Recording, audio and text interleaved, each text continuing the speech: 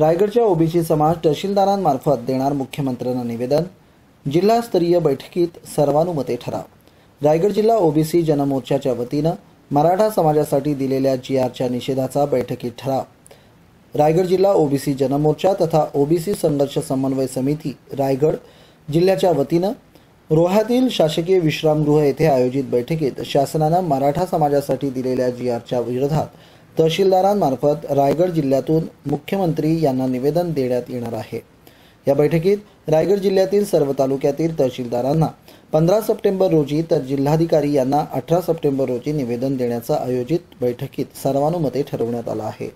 यावेळी ओबीसी जनमोर्चाचे रायगड जिल्हा अध्यक्ष सुरेश मगर, उपाध्यक्ष सुदाम शिंदे, सेक्रेटरी अशोक पाटील, जिल्हा युवक अध्यक्ष निलेश थोरे, ओबीसी नेते शंकरराव भगत, ज्ञानदेव पवार, ॲडव्होकेट मनोज कुमार शिंदे, अरुण चाळके, रमेश मोरे, सुभाष भोनकर, अनंत थिटे, सचिन कदम, रामभाऊ टेंबे, महेश कोलटकर, मयूर दिवेकर, अनंत खराडे, सुभाष लाले, प्रदीप लोखंडे, ॲडव्होकेट राजेश देवळे, संजय रेशीम, रवी चाळके, किरीट पेंढारी, माधव बागडे, महादेव सरसंबे, धोंडीराम वाडकर, विजय धाडचे, सुरेंद्र पालांडे, दिलीप मोहिते, दिनेश रटाटे, ज्ञानेश्वर साळुंके, नवनीत डोलकर, शशी कडू, उत्तम नाईक, श्याम लोखंडे, सुहास खरिवले, गजानन बामणे, महेश तुपकर, संतोष भोईर, प्रेषित बारटक्के, लहू पिंपळकर आदी उपस्थित होते।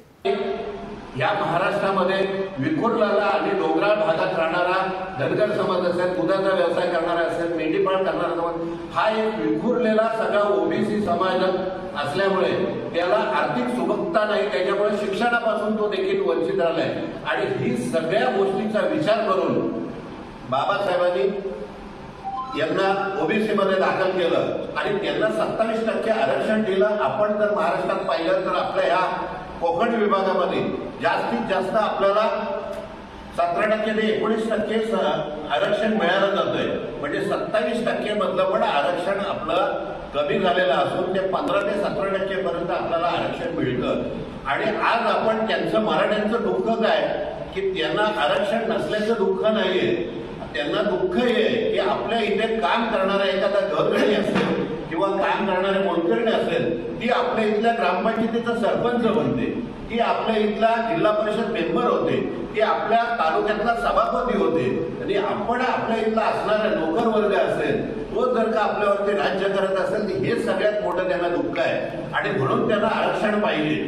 आता की ज्या महाराष्ट्रामध्ये लाभ घेणाऱ्या ज्या संस्था असतील त्या सगळ्या संस्थेवरती अधिकार हा मराठा समाजाचा आहे। आणि एवढं जर का मराठा समाजाकडे असताना आपलं जर का आपण अस्तित्व पाहिलं ओबीसीचं, आपण म्हणतो 52% समाज हा 52% उरल्यानंतर किती राहतात?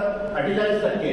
48% मध्ये ते म्हणतात आम्ही 32% आहोत, पण प्रत्यक्षात बघायला गेलं तर 14 ते 15 ते 16%च्या वर अशी घाटावरती आणि सगळ्या ठिकाणी ही शेती आहे।